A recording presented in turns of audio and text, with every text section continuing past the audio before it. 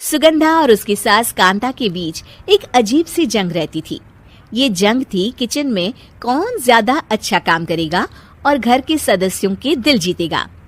और उनकी इस जंग में हमेशा कुर्बान होते थे उनके दोनों पति। कैसे? आइए देखते हैं इस किचन पॉलिटिक्स की कहानी में। एक दिन किचन में, माँ जी आज मैं बना रही हूँ मेथी की सब्जी। इस खाने से घर वालों के पेट की सारी समस्या खत्म हो जाएगी। और मैं बना रही हूँ तड़के वाली छाछ, जिसे पीते ही गैस की समस्या कभी नहीं होगी। दोनों अपने अपने खाने को लेकर टेबल पर पहुंच जाती हैं। तभी सुगंधा के ससुर उसकी बनाई सब्जी की तारीफ कर देते हैं। अरे वाह, मेथी की सब्जी भी बनी है, बड़ी ही स्वादिष्ट है। वाह बहू वाह। अरे बहू, लेकिन इसमें इतनी सारी मेथी बर्बाद करने की क्या जरूरत थी? देखिए माँ जी, ये तो वो मेथी है जो आप रात में भिगोकर सुबह उसका पानी पीती हैं, और जो मेथी फेंक देती हैं उसी से मैंने ये सब्जी बनाई है। अरे वाह बहू, तुमने तो बड़ा ही समझदारी का काम किया। बस अब क्या था, कांता जी का तो मानो ये सुनकर खून ही सूख गया।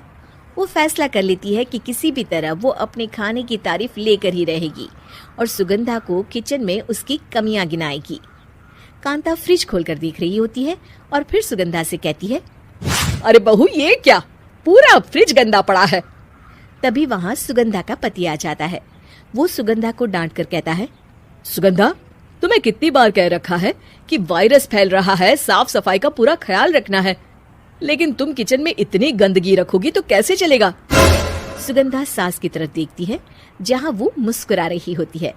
सुगंधा समझ जाती है कि सास ने उससे बदला लेने के लिए ये सब किया है। दोनों रात के खाने की तैयारी में लग जाती हैं। दोनों ना एक दूसरे की तरफ देखती हैं और ना ही एक दूसरे से बातें करती हैं। रात को खाने की टेबल पर एक एक कर दोनों कई तरह के अलग अलग व्यंजन टेबल पर लगा देती हैं और अपने अपने पति के पास जाकर खड़ी हो जाती हैं। अरे खाइए जी खाइए, मैंने बड़ी मेहनत से बनाया है। प्लेट में वो खाना डालती हैं।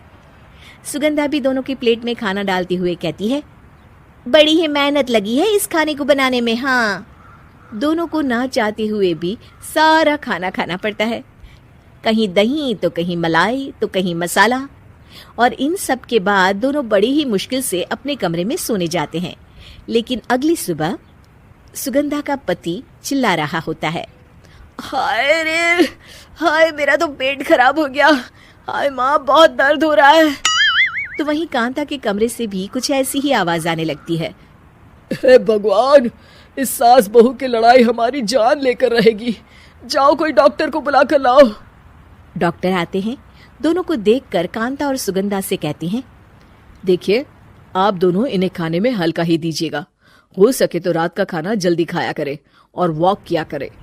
इतना कहकर डॉक्टर वहां से चले जाते हैं। जिसके बाद एक बार फिर से दोनों बहुएं किचन में जाती हैं और खाना बनाने में लग जाती हैं।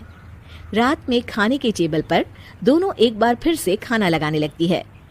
पापा जी, मैंने ये पतली मूंग की दाल की खिचड़ी के साथ ये पापड़ और पुदीने की चटनी भी बनाई है। अरे बहू, अभी अभी बेचारे पेट की बीमारी से गुजरे हैं, इतना भारी खाना तो डॉक्टर ने भी मना किया है ना। देखिए, मैंने आप दोनों के लिए सूप बनाया है। और दोनों उन लोगों की प्लेट में खाना डालने लगती हैं। तभी दोनों एक साथ बोल पड़ते हैं, बस करो, हमें माफ करो। हमें नहीं खाना इस घर में, ना खिचड़ी और ना ही सूप। हम इंसान हैं, एक वक्त में एक ही खाना खा सकते हैं। बस करो, हमें माफ करो। हमें नहीं खाना इस घर में, ना खिचड़ी और ना ही सूप। हम इंसान हैं, एक वक्त में एक ही खाना खा सकते हैं। इतना कहकर वो दोनों वहां से चले जाते हैं।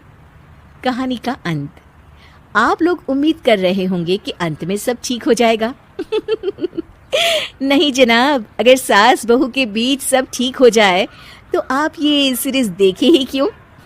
तो मजा लीजिए इस चैनल में सास बहू से जुड़ी कहानियों का, क्योंकि ये ऐसा रिश्ता है जिसकी मिठास उसकी खटास में हमेशा ज्यादा ही रहती है।